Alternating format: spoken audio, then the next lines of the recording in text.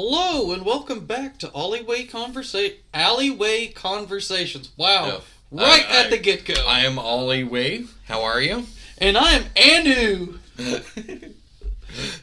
And I think today we're going to do what we've promised to do since basically episode 0, which is our origin episode. Yeah. I mean, X-Men and DC get to do it. Why can't we? Yeah, totally, man.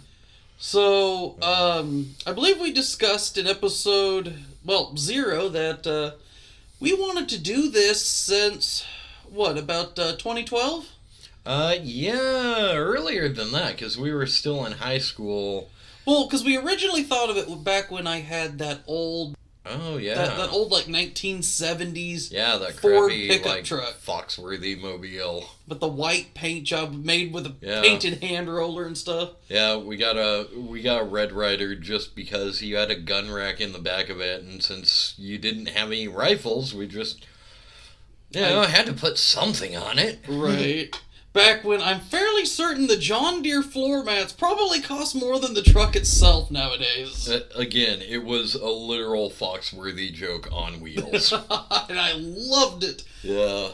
It was a great truck for what it is. I'm fairly certain I could have taken a mortar head on and been like, damn, diesel fumes. Yeah. There was... That thing went through hell and back. Oh, yeah. But, some of the people that have listened to our podcast, we talk to people and they're like, hey, why don't you talk about, what you guys are doing now? And I'm like, okay. I mean, we had talked about wanting to go from, about graduating from high school till now. Yeah. We've had a lot of interesting encounters. It's definitely something I notice, like... What are you doing now? I'm laying brick. Oh, fascinating. No, it really isn't. Yeah, But at the same time, there are a lot of times where I was like, I was a boxer for a while. I was in a band. And people are like, wait, what? You want to go on about that? No, I'm laying brick now. No, I mean, I was in a band. It's what people in their early 20s do. I did. I sang like I was in a band, locked in my car, away from the world, so I tortured nobody with my crappy singing voice. No, I think it's also worth pointing out that, I played punk rock, and punk really encourages being creative as a whole. And not good at singing. The community is so big on, do the best, do what makes you feel good. Yeah. If you want to be a singer, you can be a singer. If you want to be... Met a lot of people who ended up, doing all kinds of artist stuff. I even met a few people from the adult industry, and, there wasn't anyone who discouraged any of this. Right. You want to be a cam girl, be the best cam girl you could be. I'll watch your... No, I'm not going to, but I'm gonna... It gets kind of awkward when oh my god, you go, wait, Millie? Yeah, it does. But at the same time, there wasn't a whole lot of people who wouldn't encourage that sort of thing. And if they didn't encourage, they at least didn't completely discourage it. So Unlike parents. Yeah, well, yeah. Yeah. That's why my mom didn't know I was in a band until after the fact. But, so that's why I didn't see you for a year and a half. That's right. I was busy traveling the world. And here I thought you were trying to make something of yourself. I was. Nope. I was trying to make something of myself. I just didn't end up doing it. Yeah, I guess I kind of was trying to make something of myself. I just wasn't really succeeding. So, start from the beginning. You graduated high school 2008. Mm-hmm. What do you do after you graduate? I spent a solid year because you ran off to college. So I spent a pretty solid year hanging out with 2 of our friends and drinking a lot. As you do when you're a dumb early 20-something. Sounds about right. From that point on, I ended up chatting with some people online and actually getting involved with a band. The original idea was that they were wanting to get involved with the Springfield scene, And I figure I'd like scout out some pubs, get them plugged in there, see what would happen. So you didn't even originally get started as a singer in the band. You No. were like their promotions guy? Yeah, I really just wanted to like hook a couple of guys up because I liked their sound. And through that, I ended up going to a lot of their practice sessions and stuff like that because I wanted to see what they were all about. And I wanted to see if there were any new advancements with the band, anything cool going on. Maybe they're switching members.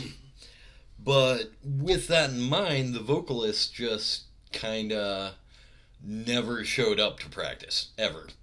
Was he at least showing up to gigs, or basically just say, screw this and write everything off and just never told anybody? Yeah, like, I feel like he took it as a side thing, which happens, but eventually you have to be, like... Involved. You have to show up, people. If in any kind of group event you're doing in your free time, people, whether it be a band or a D&D session or something like that, you have to show up because otherwise you're going to ruin everyone else's fun too. So this guy just stopped showing up one day. And I mean, it was sporadic. There wasn't one day where we were just like, oh, he's not coming back. But at the same time, we were basically trying to get everything set up and we're trying to practice. The lead singer hadn't showed up to the last like 4 or 5 practice sessions. And the guitarist promoted me. You know what? You, get up here. We need at least someone to practice with. I don't even care if you're good. You know the lyrics. Just start singing crap. That pretty much was it. He just handed me the mic and he's like, fuck it, you know all the songs. You've been listening to us. You've been to more practice sessions than most of the band. Just at least be a placeholder for us in this. And then they ended up liking your sound. Yeah, it was one of those things. I'd been chain smoking for a while, so I had a bit of a rasp in my voice, even that early on. And I have a very deep singing voice. And and when you have a certain level of rasp and you have a deep enough voice, it doesn't matter. You're in punk. Like, you don't have a choice. You did your punk scene. I did my time in the service. You went to Job Corps. Yeah, I know. Okay, so you're in the band. You start in the Springfield area. When did you decide to start traveling? Basically, we realized we couldn't make this as our full-time job. And being dumbass 20-somethings, we decided, you know what? I'll bet it's the scene. Like, Springfield's a good scene. It's too small for us. We're outgrowing it. It's only the 3rd largest city in the state. That's not saying much in Missouri. But, still fairly good size. Yeah, so we decided to go on tour.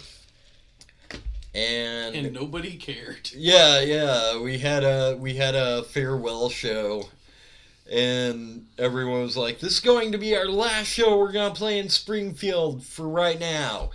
And everyone's just like, okay. just shrug. Who are these guys again? Yeah. There was a band here this whole time? Yeah, dude. But yeah, it was actually one of those things we ended up seeing about half the country. We tended to gravitate a lot towards Newark, New Jersey. I have a theory on that. It's incredibly convoluted, and I don't want to bother the viewers. So, you end up gravitating. What's the first place you went to when you're like, okay, we're done with Springfield. Where's the first place you go? Do you do any research, or you just hop in the van and say, screw it, go that direction? Okay, get this. We went from Springfield to Springfield. Illinois? Yeah. I was about to say, which one? Like, every state in the country has a Springfield, I'm fairly certain. At least half of them. Yeah, that was like the next big show we did.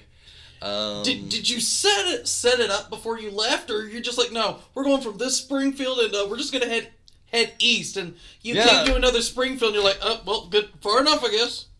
Well, we had a vague idea. We were going to hit somewhere up in the Northeast, because at the time, Dropkick Murphys was a really big deal.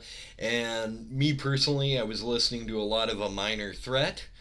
My bassist, who wrote most of the songs, was really into Bad Brains. Both of those bands were from DC.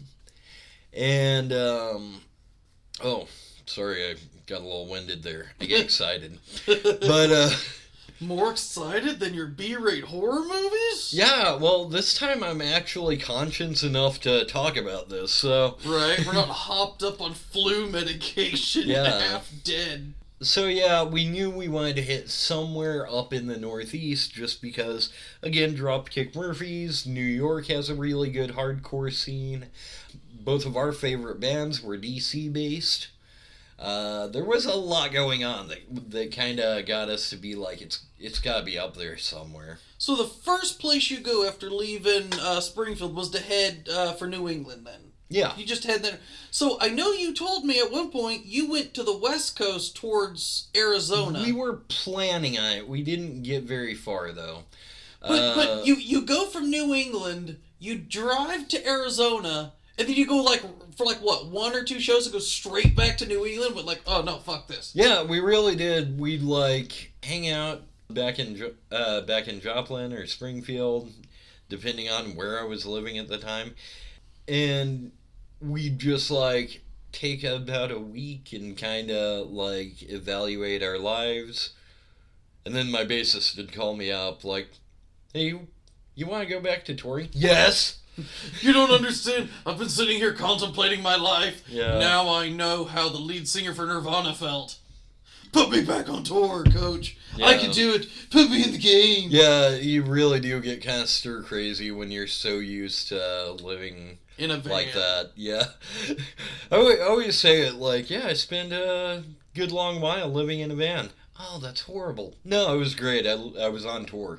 Oh, yeah. I mean, you have no idea how great it is to have a bucket with a toilet seat on it. You just pull over to rest stops and... There are always downsides, but at the time, it was exactly what I felt I needed. So, something I've been wondering, what was both the seating arrangements and the sleeping arrangements in the van? Okay, sleeping?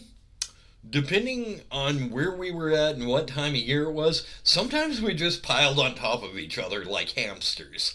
Did you at least have sleeping bags, or you were lucky to have blankets? Yeah, we ended up getting some, thermal blankets and stuff, because we really didn't consider that, which was weird. Who needs sleeping bags? What are those? Yeah. You grew up in the Midwest. How do you not know about camping? We're really... Oh, right. Your dad was a really fat guy. He probably didn't want to be outside ever. He was incredibly outdoorsy. It's just I didn't want to go outside where there's no electricity and no video games, so I didn't. Wait, you want me to go where? Away from my PS1? Fuck you. No deal. Yeah, no. Ain't happening. I stay with Sonic. If Sonic doesn't go, I don't go. Yeah. Fine, bring your PlayStation. Plug it into a tree. Yeah. Feel like it would be Bender from that episode trying to plug his blender into a warthog. Hey, I should be mad at you. Now turn around. I want to see if the other end works any better. Yeah. So, I kind of feel like it was exactly what I needed, because I feel like a lot of people, fresh out of high school, need a pilgrimage, depending on what you want. Maybe you want to advance in your career, you should go to college. Maybe you want your life to be meaningful, go to the army. Maybe you just want to see what all's out in the world and what's going on in the rest of the world. For that, I'd say definitely try to do a little bit of touring, do some traveling, see some things. So how did you guys finish? So you're up in New England, and one day your bassist just nah, I'm done with this. Yeah, well, it's closer to the truth than I'd like to think. We were in the studio one day, and we were editing. You can say, with first-hand knowledge, that editing isn't the most fun part of entertainment. No, it it was a learning curve. I'll Yeah. admit that. I had no idea what I was doing, and you could probably really tell that in the first few episodes of ours. Well, and this guy was like incredibly computer illiterate. Our original idea was to just hire an editor, and he gave us a sample of it, and it was mixed all wrong. There was a weird ghost track where it was just my vocals in the back. And it was super distracting. Yeah, it was super uncomfortable to just hear me. yeah. And nothing else for like... I'm sorry. I can't even think of modern day musicians that I would want to hear just their voice Yeah, like outside of some completely sort of a cappella, rhythm. yeah. Because unless you're expecting to be a cappella, have you ever... If you can...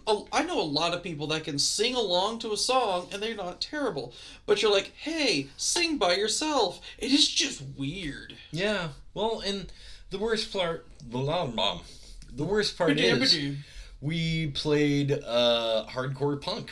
You know, like I said, I was inspired by Minor Threat. My bassist was into Bad Brains. So it's not the kind of music that lends itself well to showcasing vocals. Yeah, like you said, you had the deep rasp and a very deep singing voice. You were made for punk, not opera. Yeah, trust me, I'm pretty sure.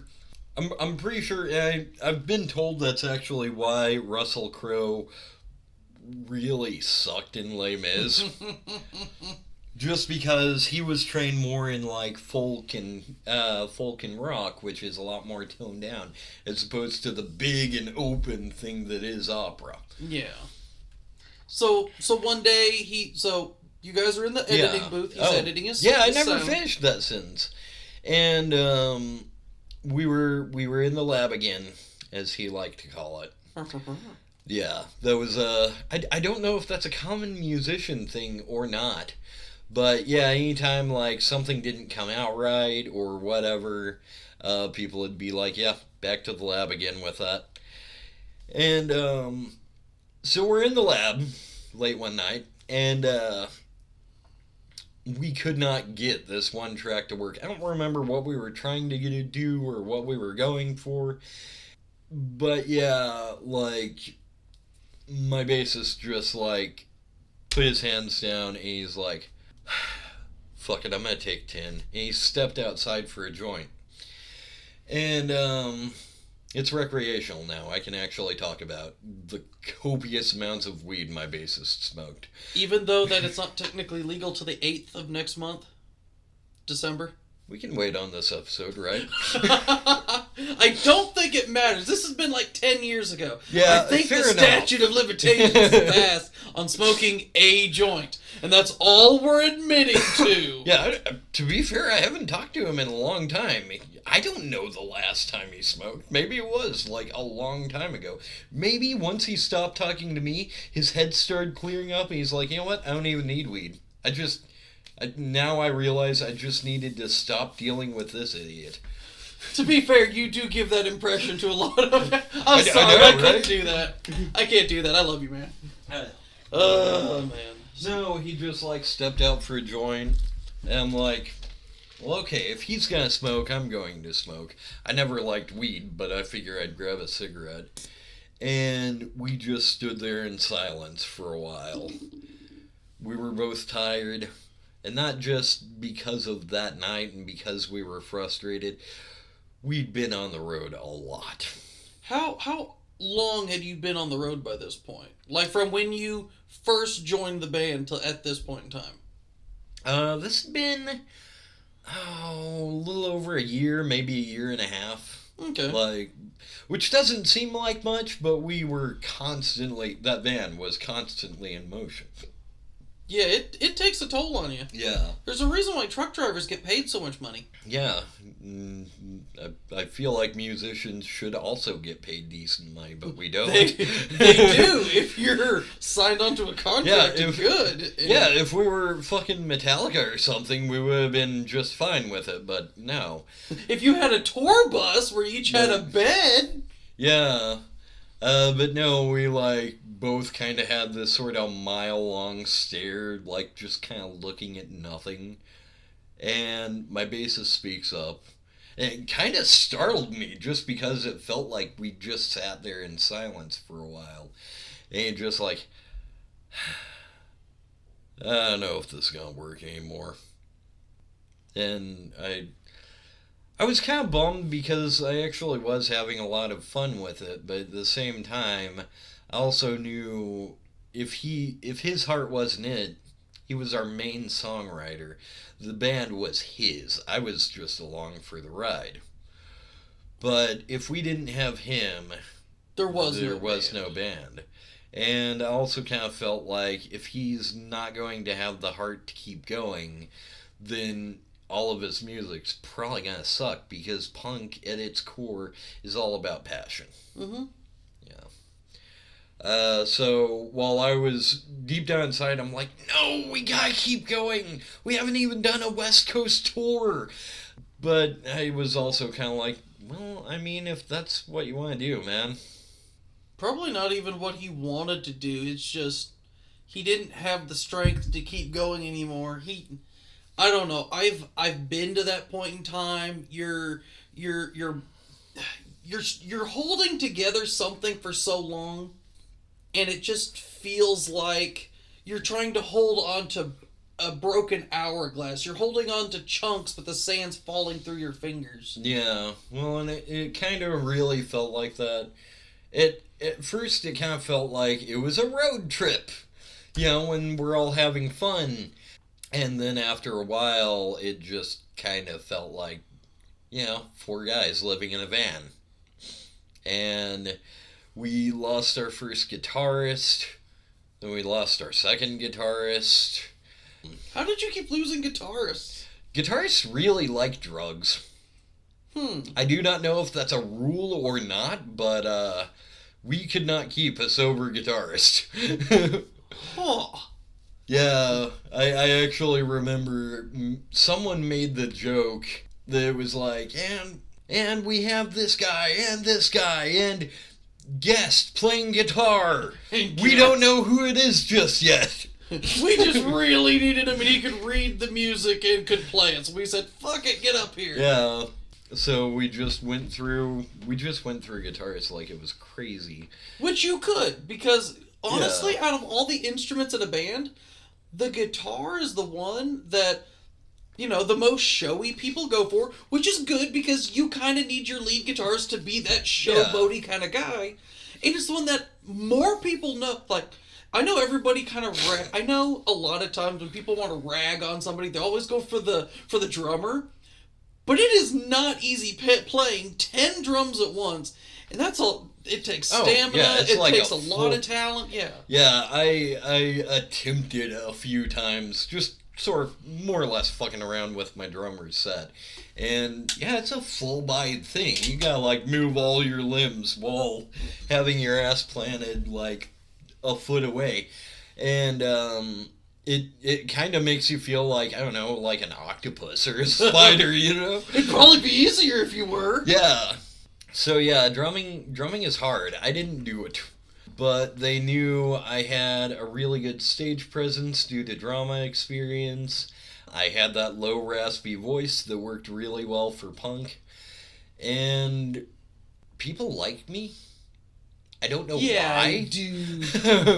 Who's a good punk star? Who's a good punk rock star? Yeah. Mohawk Maniac. Oh yeah, what was the name of your band? It was CL55. There you go. And if you can find them out there, please let us know where you found them. Yeah, I have not seen or heard anything. I've been told someone's found me on YouTube. I have not found it.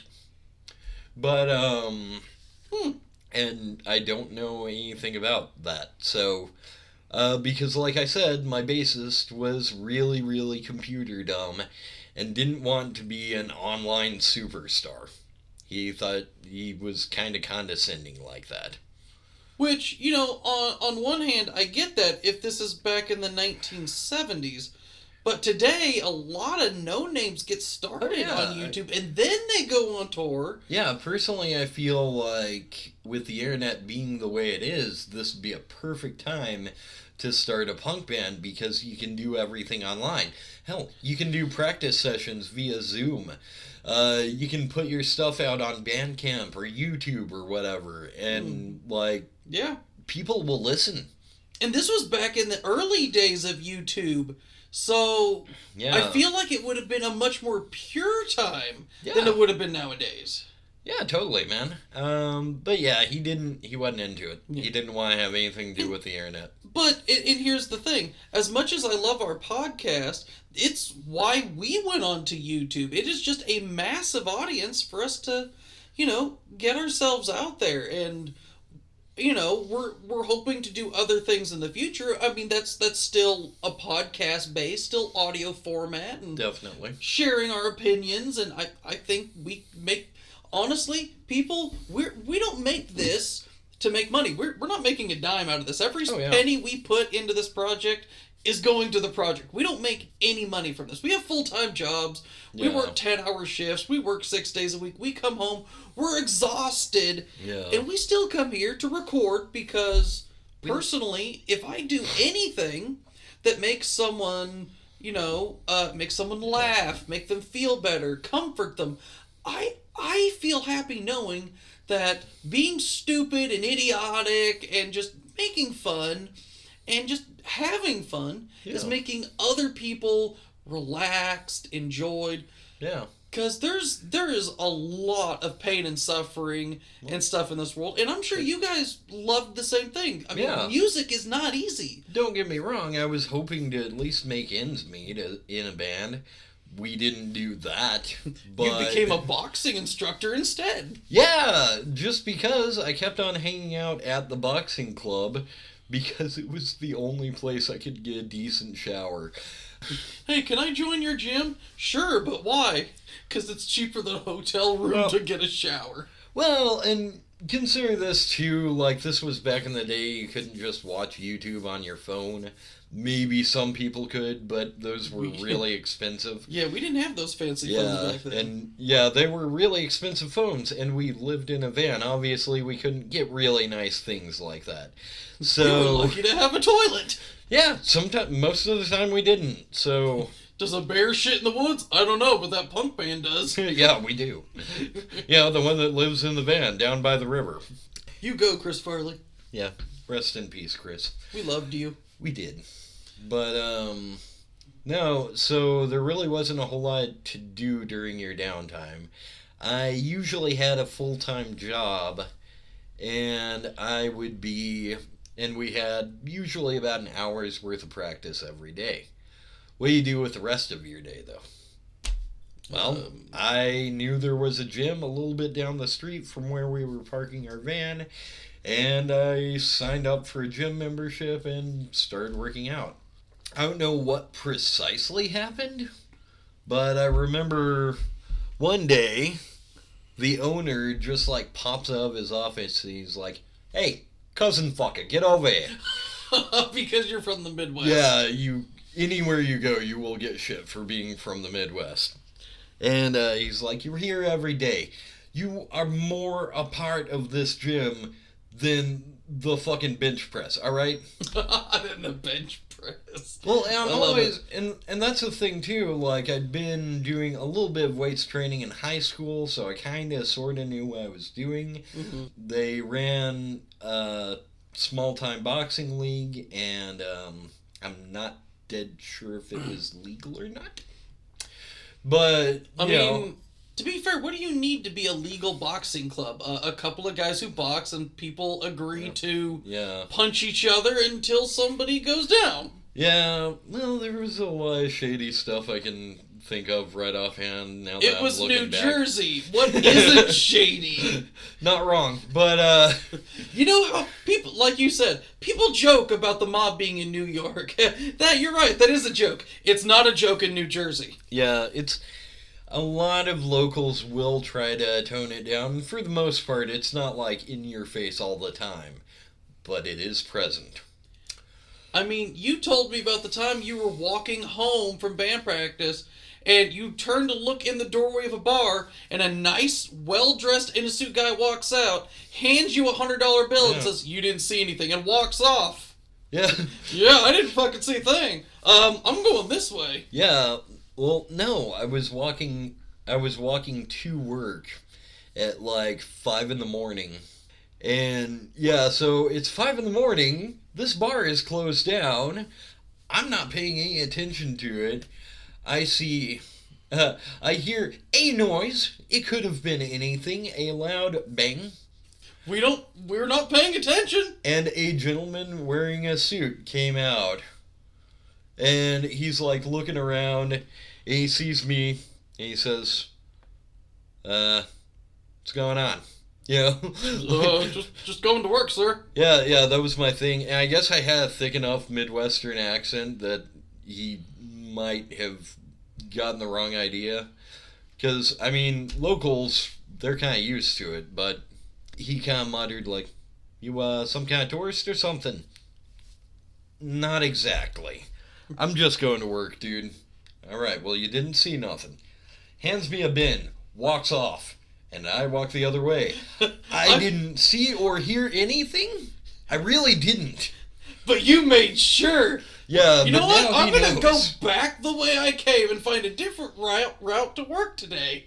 Yeah. I don't want to walk past the doorway he came out of now. Yeah, but I mean, he gave me a bin.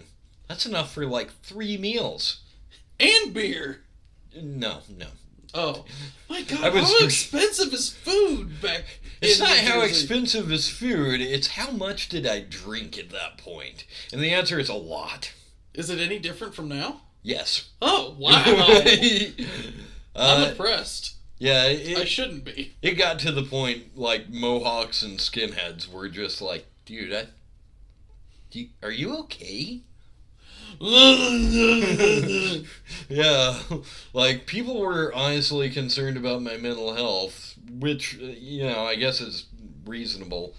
But we're also talking, again, mohawks and moon stompers and shit, so. Moon stompers. I hadn't heard him called that before. Yeah, it's a very dated term, but. So And. after all of this happens, you just go back home to Joplin and Yeah. go back to living Yeah. your everyday life. I ended up finding work in a restaurant, and it was fine. I kind of felt like, my crazy 20 years are over. In order for my 30s to be any bit of good, I'm going to have to, like, get myself settled down and get myself figured out, And, well, that didn't work out quite according to plan, but Hey, you're still in your early 30s. We got a long way to go. fair enough. I mean, I've still got at least 7 or 8 years of my 30s. Unless I drop dead from something. It is kind of weird. I do remember during my, first ever breakup, I was just like, I'm far too old to start dating again. This will never You happen were like again. 24, weren't you? No, I was 19. Oh, God. Oh. Yeah, and, looking back, I'm just like, dude, you're gonna love again. You're going to really enjoy loving again. You'll find someone you love way more than her. And you'll leave, she'll leave, and you'll just be like, well, it sucks, but at least she's happy. It was a time, and I just kind of, like I said, I kind of figure, it's time to actually start living like an adult and not like, a homeless guy. Hey, you were working at a boxing gym and drinking all the time and... Oh, wait, I see your point. Never mind. Yeah, you see what I'm getting at here. So that was you after high school. Yeah, I went some places, did some things, I had a good time. Let's see. After I graduated, I went to Job Corps in Kentucky. Yeah. And, man, Kentucky's flat. I'll give you that. At least where I was. The highest thing there, the tallest thing for like a good 50 miles in every direction was the entrances to mines. Wow. Yeah. Yeah, that's one of those mining areas too. They probably dug up a lot of lead and stuff like that. No idea what they did. It was an interesting time. I went to Job Corps, which, for those of you who don't know, Job Corps is a great opportunity for people that really don't have any other options. So the federal government got around and decided, you know what we need? We need more skilled workers. And I'm not talking like doctors and lawyers. I'm talking like welders, mechanics, Yeah. IT, computer, chefs. You know, things that need a trade skill, Yeah. but that still requires, you know, a good year or two of training. So they got together, and if you're too poor to afford to go to a college, even a trade school, then you sign up for Job Corps and you'll live on campus. They'll pay for room, board, a stipend for clothing and just basic necessities and things you need, and you'll go to school there. Now, in theory, it's an amazing and wonderful idea. Yeah. I went there. I went into UAW, which stands for United Auto Workers. I'm assuming it's a union of some kind. That sounds very union-y, yes. Yes. We were the Blueberry Bitches.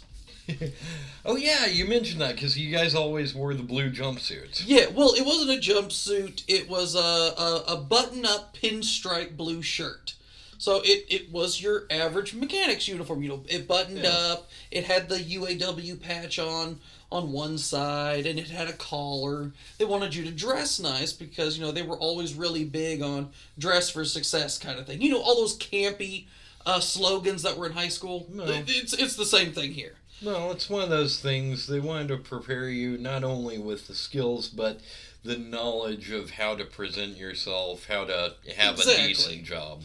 And let's see, there were 4 campuses, and you lived in one campus depending on what your trade was. Yeah. So we were in the ghetto, and every campus had a nickname, and I only remember 2 of them. There was the ghetto, which is us, because there was like one tree in our entire campus, and everything else was crisscrossed with cement sidewalks. All the grass was dead, and Yeah, so it kind of looked like an urban jungle. yeah, and there was UAW, which was the automotive.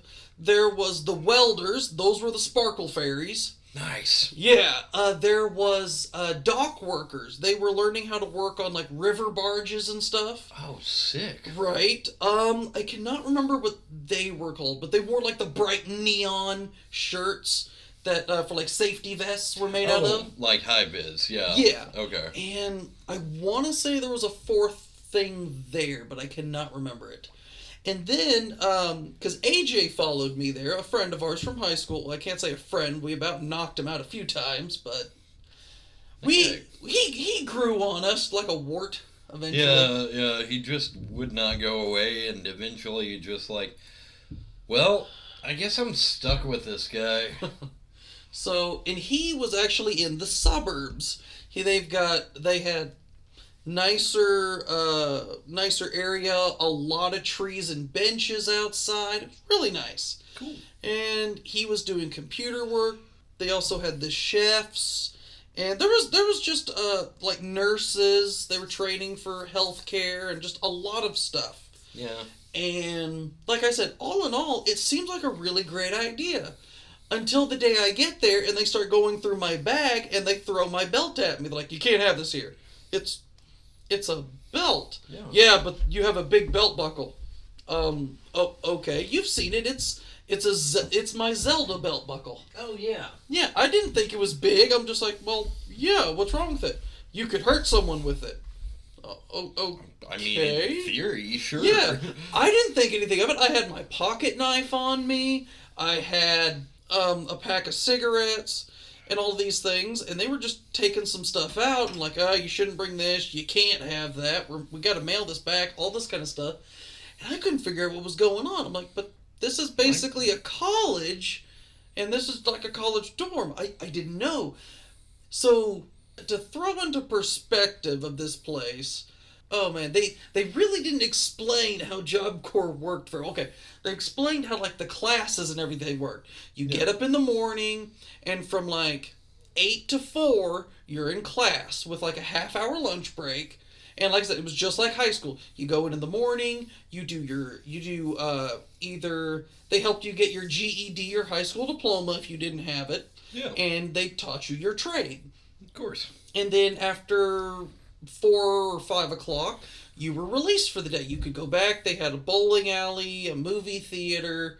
Well, I say movie theater. They had a projector on a stand. That was their movie theater. But they had a commissary where you could go and buy food after hours. They had a couple of cafeterias that you could go when dinner was being served. They had a lot, well, not a lot, but some nice amenities to use during your time, downtime, and it was kind of nice. Yeah. And you had to be very careful because there was a culture there of like I said, the concrete jungle. Yeah, you always describe it with a very ghetto mentality. And you had to, yeah. I didn't. It took me a few days to realize that. I had a friend there, and everything has like a cigarette-based economy. It's like prison.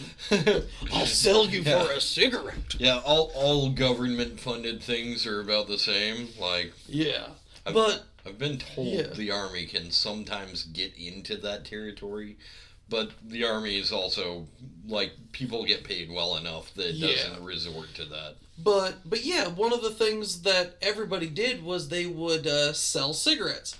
I myself got into selling cigarettes for a while because, get this, the campus, they had a diversity.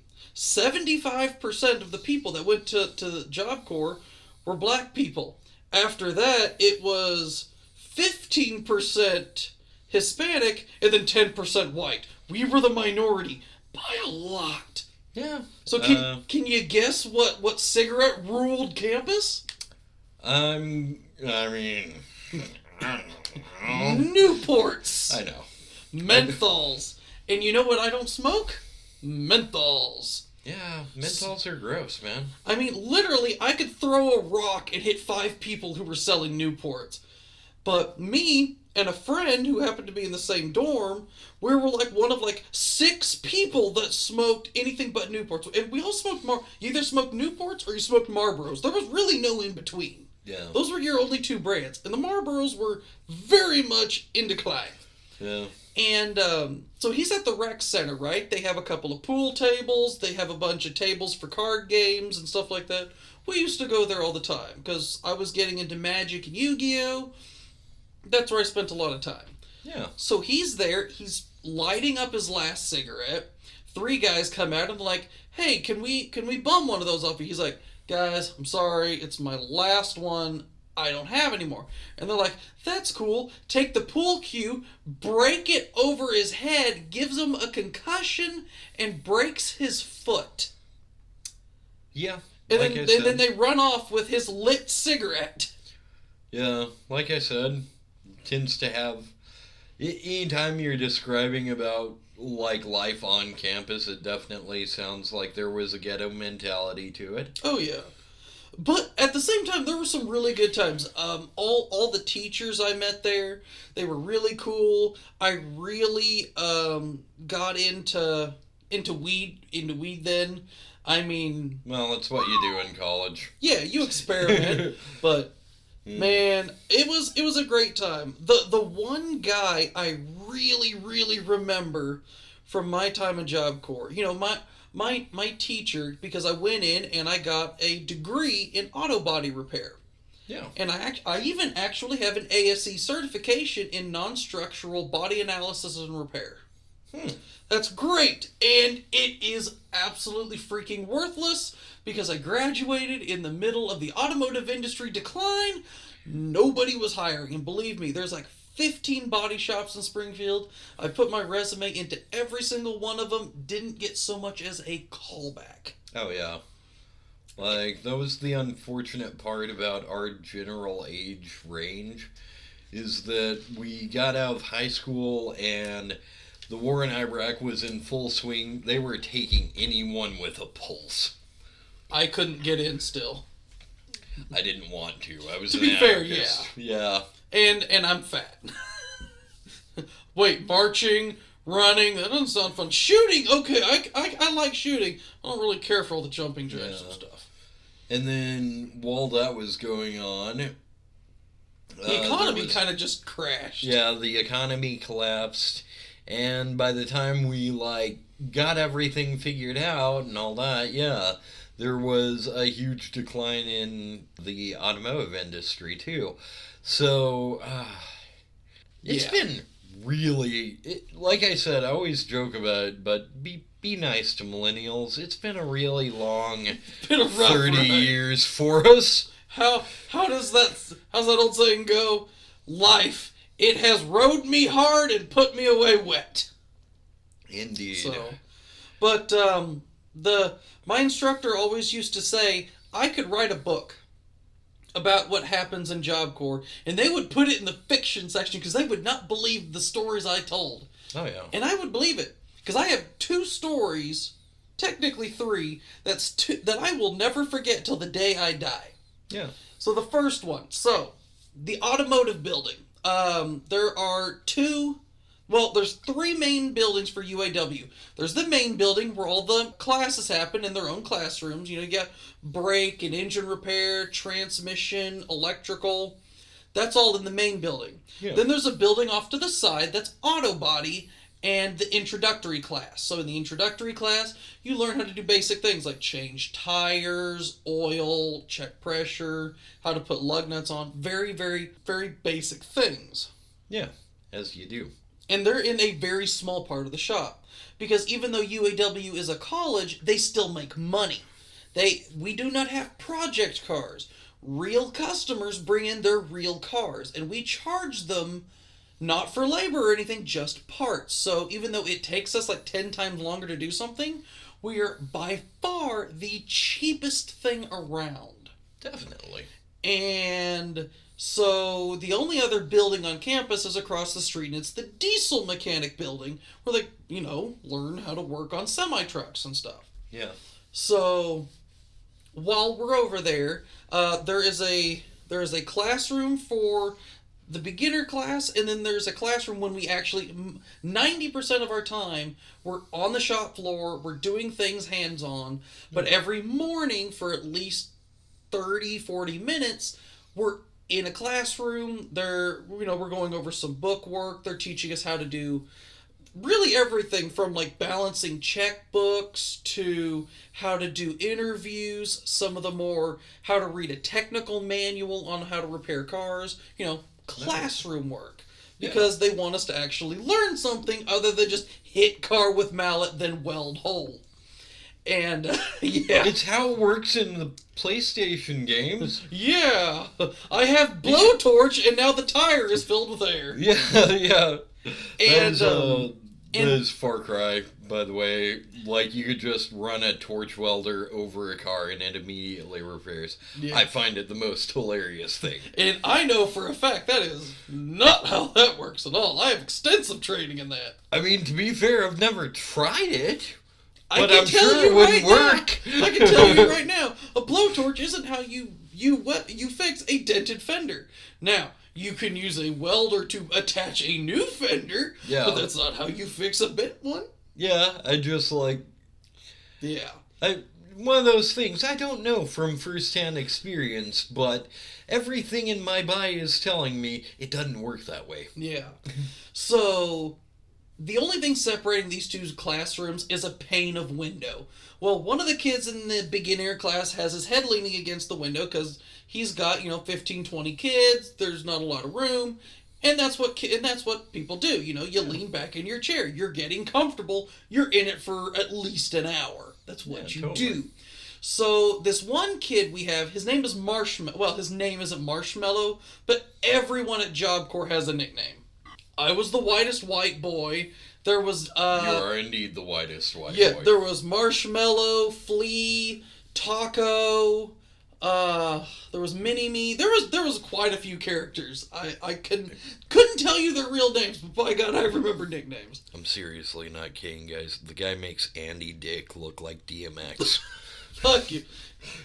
And So Marshmallow keeps turning around, and to be fun, he smacks the window where the guy is laying his head. He does it 2 or 3 times, just purposefully pissing the guy off. Yeah. Finally, the guy turns around, opens the door, sticks his head, he goes, "You do that again, I'm throwing your hat in the fucking toilet."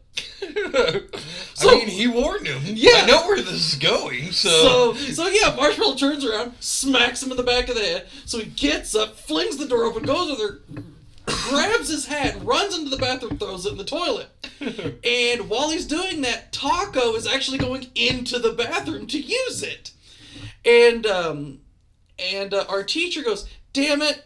And then Flea comes out and he goes, "Hey, there's a hat with that somebody took a shit in, and it's sitting in the toilet." He goes, "Go get the hat." He goes, "Okay." So he runs back to the bathroom, and you see him very carefully and slowly walking the hat back. And then David, which happens to be the name of our instructor, yeah, he's sitting there, puts his hand in his head, he goes, "Oh dear God, leave the turd in the toilet." And you just see Flea immediately turn back around and gently start gingerly. He was gonna bring the hat back with the turd in it, because we all thought it was fucking hilarious. Yeah. And David's just sitting there going, "Oh God, no one will ever believe these stories when I tell them. They'll think I went senile." Well, I mean, it's one of those things, like, for you already know these people, you know what they're capable of, you kind of already knew what they were gonna do. I couldn't believe it. Yeah, it's hard to believe, trust me, but... I mean, oh God. So, like, just, the person I hung out with, because he was in my dorm, and we shared class together, was a guy named David Bell. We called him Bell, and we called him the half-backy, or the ass-backian, because he was like 6'6", and he walked hunched over, kind of like he had... We used to make the joke that his ass was in the middle of his back, because that's the way it looked like he always would sit, like, halfway down his chair and hunched over in the middle of it. Looked like his ass was in the middle of his back. Bell was hopelessly addicted to cigarettes and weed, which, he would always share them with me, and if I had cigarettes, I'd share with him. Never bothered me. Yeah. Until the day he was jonesing so hard. So all of us are in the classroom. We're not out on the floor. Yeah. There's like 6 of us in there. We're studying for our ASE certification exam. If I failed it last time by literally 1 question. And when you fail it by that much, it's so aggravating. You're like, oh yeah, 1 fucking question, just give it to me. I was not going to fail it a second time. And I didn't. I succeeded, passed it with flying colors. And so for like 2 weeks, we spend all day in the classroom going over the books. And they're, good like 150, 200 page books, manuals that we need to know. So while we're in there, Bell's in there, and he just starts going kind of stir crazy. He's like, "Man, I need a cigarette." And the guy and he goes, and he looks over to Tracy. That was his name. "Man, I just realized the place where I work now has a lot of the same names as some of the people I went to college with." Oh yeah. And Tracy's over there. He's like, "You know what?" He's like, "Do you got any weed?" And Tracy goes, I got 2 cigarettes and half a joint. That's all he had." And he goes, "Can I front him? Because that was a big business. I borrow a cigarette until payday, and I'll pay you back with interest on payday." Yeah, totally. So he's like, no, because like I said, it was all he had. We had like 4 or 5 days till payday. And if you're a nicotine fiend, and I know you are, could you go 4 or 5 days without a cigarette? Yeah, that was actually probably the biggest reason we ended up getting like actual jobs while on tour, was just so me and my drummer could smoke. Yeah. Well, he's like, and Bell would not let off of it. He's like, dude. He goes, he's like, "Okay, you know what? I'll make you a deal." And Tracy was a big guy, and so he had a couple of apples from lunch, because it's fruit, it's free. We're a bunch of 19 and 20-year-olds. They just have fruit out there for free, and, us big guys, we just grab a freaking handful of it, throw it in our backpack, and we have food and snacks for later. Totally. So he's like, "I'll make you a deal. You bob this apple out of the toilet, and I'll give him to you." Now, here's something you need to know about Bell. He's 6'6", has a giant afro, Oh, yeah. And is not afraid to do this for some reason. And I'm sitting, and it wasn't even like full joint. It was half a joint. That's all it was. 2 cigarettes and half a joint. And he goes, and they start negotiating. Because Tracy's like, I want 3 apples out of the toilet. He's like, I'll do 1. All right. They finally, after 10 minutes, negotiated to Bobby 1 apple out of the fucking toilet. I'm like, oh God, no. Belle, why are you doing this? You're already goofy fucking enough as it is. Yeah. I'm already kind of embarrassed to be seen with you right now. But on the other hand, I kind of want to see this happen, so I'm like, no, don't. That's a terrible idea. You shouldn't do it. No, stop, don't. Oh, yeah, no. So, the best part about this is they go into the bathroom and they film the whole thing. Oh, of course. Yeah, of course they did. And World star. This was after lunch. I think it was Taco Day. Yeah, oh, no. He picked the worst day to do this. And I have a really bad feeling about And we're this. heading for the only male bathroom that's in this building. And right before we get to the door, Taco opens it up. He's holding his thumb and he goes, oh God, guys, I would give that a few minutes. It is bad. The color you can just see the color drain from David's face because everybody else is just getting bigger and bigger smiles over here. They're like, yes, they just shove everybody out of the way. I swear to God, they go over there and slam dunk that apple in the toilet. We have a winner. Yeah. The sad thing is I watched the video. It goes on for over a minute. Because he doesn't want to just open his mouth and... Oh, yeah. So he's like rolling it up the side of the bowl and it keeps falling back down. So he uses his nose to roll it back up. Remember, there's a lip on the inside of toilets. He wasn't getting over. Oh, yeah, there's no way. So after like 55 seconds of this, he just opens his jaws and goes whole hog in there. And he finally he stands up looking so triumphant with a piece of shit paper still stuck to his afro at this point. Oh, God. The worst part about it is, and I feel so bad, because he comes in, it's like, oh my God, dude, I got 2 cigarettes. You want one? Yeah. Dude, all of that work, and you're going to give me a cigarette. Okay, but I am not sharing one with you. Yeah. He's like, oh, yeah, I get that. And just hands me a cigarette. I'm like, dude, I mean, thank you. Don't get me wrong. What you just did, I would never do for myself or anyone. I will just fucking just go out of my mind with nicotine. I do not care. Oh, Oh, man. This is always my favorite punk scene story. Just because, like, someone demonstrating kindness to me that I never would to a complete stranger. I think this was before we went on tour. This was, like, crazy early on. But we weren't even playing. I think we were either in Springfield or Tulsa, because the Tulsa scene is hardcore. Really? Yeah. If there's any punks in the Midwest, they're, like, really curious about what the punk scene's actually like, go to Tulsa, check out a few shows. Like, you'll get a big majority of what you're going for. It's really cool. Anyway, there was a Skin show. Also, The Shame's from there. The Shame's fucking awesome. But, so there was a Skin show. Yeah, they did the whole oi thing. And, of course, when that happens, there is a slam dance. There always is, no matter what. So there's, like, this huge circle opening up, all people slam dancing, and I'm just getting into it because I really liked moshing and stuff of the like when I was starting out. And I fell. Oh, no. Yeah. Everybody has steel toe boots. I've never met anyone who wears sandals to a punk show. They wouldn't have toes afterwards. Yeah, you would get your feet destroyed at some point because there's a lot of people walking on toes even if you avoid the pits. And if you go to a punk show and avoid the pits, Dude, Why are you're you not in a punk being show? you're not doing the punk scene justice. Like, hop in there, man. Get your hands dirty.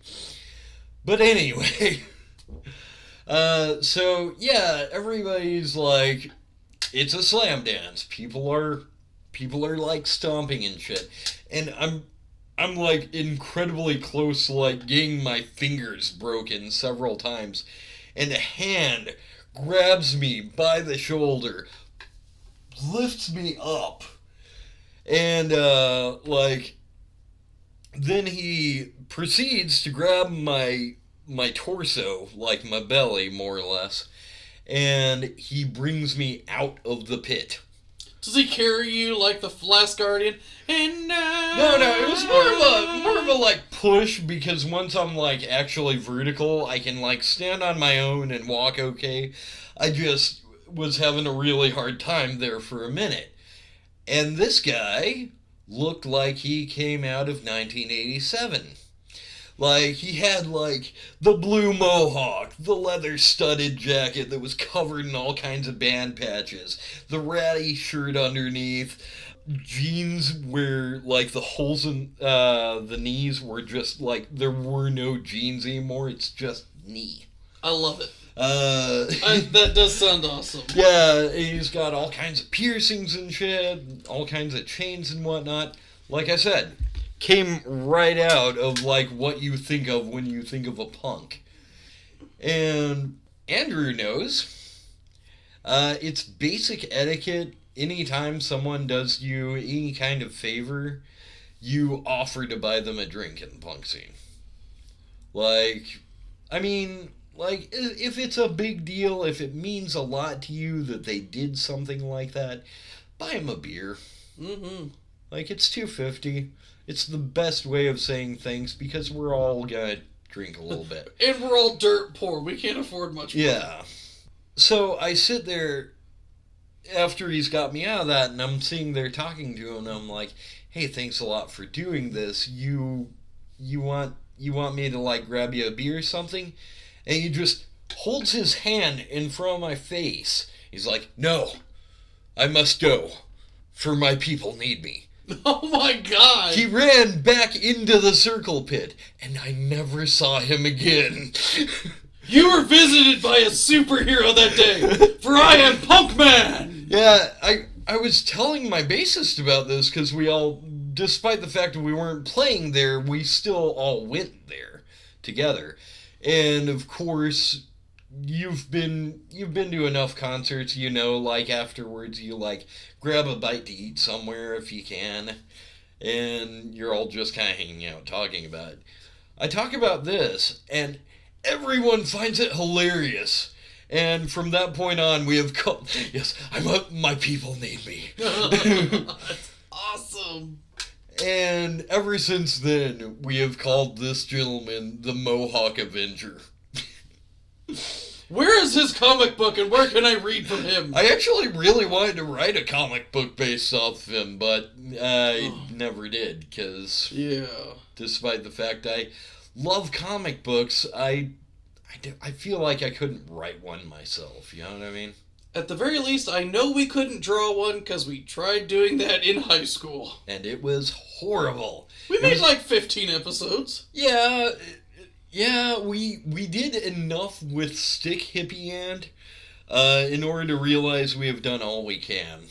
Which was literally one panel with a bunch of random stick figures drawing, doing stupid shit. Yeah. And that was all we had. Yeah, we had Stick Hippie Ant, which it was one of those things, I was trying to draw a stick figure hippie, and I accidentally gave him an extra pair of arms. I don't know how. So I'm like... Just, two, another two. Wait a minute. So yeah, I was just like, fuck it, he's an ant. I don't know. I gotta figure out something, because it's not like we drew with a pencil and needed an eraser. But, good time. Oh yeah, we really did have amazing times in high school. But I wanted to tell you about some of our more important stuff that happened in life, because we will reference him on tour. I'll reference stuff that happened in Job Corps, and this is really good, like, you just kind of know where we come from with a lot of this. Yeah, I kind of feel like this should have been an earlier episode now that I think about it. Yeah, but the reason we did it, we also want to talk about where we work now, because I guarantee you one of these days we're going to come on, we're going to start ranting and raving, either good or bad, probably both, about work, and we just want you to know what's going on. Yeah. Not only that, but one of our listeners is, happens to be a couple of people from work, and one of them asked us to do an episode about, work, and we figured, well, before we do that, we got to work up to that. Yeah. So, Stan, this is for you. Hey, Stan. You're a great guy at work. We love you. Don't be an ass like Trevor. Please. Yes. We cannot handle another Trevor. Trevor, we tolerate you. So, like I said, we have a great job. He's like the little brother I never had. Or wanted. So, we work at a place called Island. They're based out of New York. They're here in Missouri. Because we're in the middle of the country. You want to ship something, we can go literally anywhere, and we'll probably be closer than New York. Just saying. It is kind of crazy how that works out. I moved all the way back to Missouri just to work for a New York-based company. It's great. But, we take aluminum units and we put fake brick on it to make them look nice. And we're actually building 6 different buildings for Walmart. Yeah. Because, they all have to be different brick. And now that you know this, we are going to bitch constantly about the building we're working on because of the brick. Probably. I hate this brick. I hate this brick. I hate this brick. It legit, I feel like I'm doing our listeners enough credit to know they have probably held a brick at one point. Or at least seen one. Yeah. They have, felt it. They have understood what it is.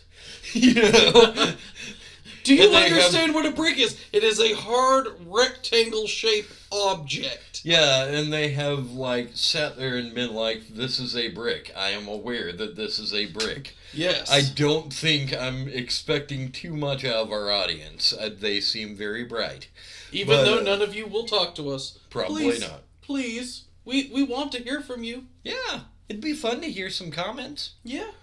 But yeah, this is not what that is. But this is... This particular brick, it feels less like brick and more like Play-Doh that's been left overnight. And once you start hammering it in, it feels a lot like Play-Doh that's been left overnight. So, this is actually the second building we're doing. Our first one, the brick, it's all very uniform. It's very square. There's nothing wrong with it. You hit it with a rubber mallet, snap, snap, snap. Goes right in how it's supposed to. Beautifully. Beautiful. Didn't know how nice we had it. If only I'd known. I would have appreciated you more. I'm sorry, previous brick. I miss you. I was just sitting there I actually did remember, the minute you can start getting it done really, really fast, you're like, man, I must be really good at this. No, it's because we went back to good brick. It's because we had actually decent brick, yeah. So the problem with this brick is that, what did they call it? They called it a rough cut. Yeah. Because while the first one is very precise, it looks like your average brick house, Every brick is the uniform. It's the same color. Yeah. It's the same shape. It's the same dimensions. It may not be absolutely perfect, but you can tell they're aiming for a rectangle. Yeah. This new brick looks more like they took a couple of paper clips, created a brick shape out of them, and then used that to cut the clay. And they're all over the place. Their gaps are small, the gaps are wide. Some bricks, I can pick them up and they'll fall apart in my hand. Some of them I can whack with a mallet super hard and it doesn't give a crap. Sometimes if there's a deep enough indention in the bottom of it, I can just sort of snap it with my bare hands. Don't get me wrong, I feel like freaking Hulk Hogan at that point. Yeah. That's the thing. My theory was I'm going to break it if I try to put it in the pans anyway. And at least this way, I kind of feel like a badass, so... And you need that, because after I should have put a single brick in, and this is the 8th brick, because 7 before it shattered from one tiny hit. Oh, yeah. My unit is getting terrible looking, because I'm hitting stuff into it. It's breaking. I've got brick pieces lying all over the place that I've got to throw away by the end of the day. My cart's getting heavy and laid it down. I have to bend over. It is not a good day sometimes. It would be so helpful if, like, the first time you break the brick, you know, it's just broken and it's like, oh, that sucks.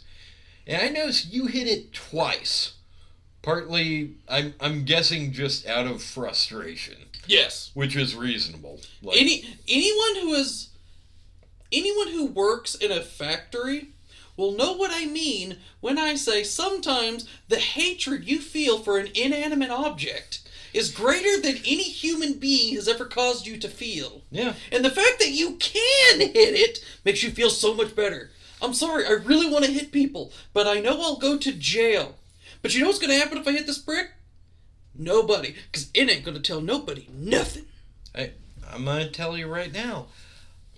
And this will come full circle. Just give it a minute. Allow this joke to rest. I dated a Jewish girl at one point. I met with her family. I fell in love with them. I even tried to go to Hebrew school for a while. But I'm pretty sure I hate these bricks a little bit more than I hate Hitler. Wow. Boom. Hitler? Okay, it's been long enough. Hitler, I say I can hate you less than these bricks. These bricks are in my face right now. Hitler, never met you. I won't forgive you, but yeah, go fucking sit in the corner. Don't get me wrong, I definitely still hate Hitler. But these fucking bricks are bugging me right now. Yeah.